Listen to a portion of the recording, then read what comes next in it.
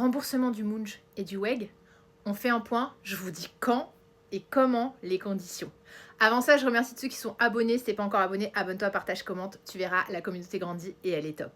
Donc, sachez que on est au courant, ça y est, la HAS a donné son accord depuis décembre 2024. Ça, c'est bon, c'est acté.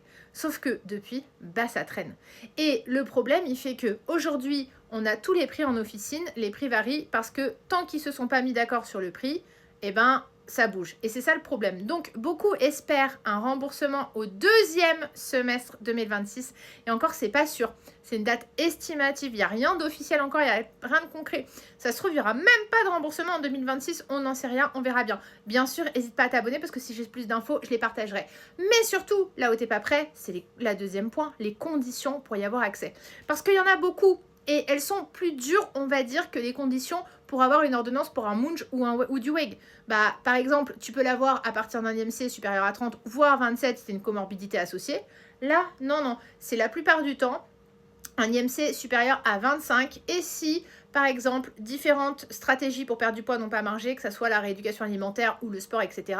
Et d'après ce que j'ai compris, il faut aussi qu'au bout de ces mois, tu aies au moins une perte de 5%. Donc, ça va forcément bien réduire. Donc, vous attendez pas forcément à ce que ce soit magique, avoir tout de suite du remboursement et être remboursé à 100%.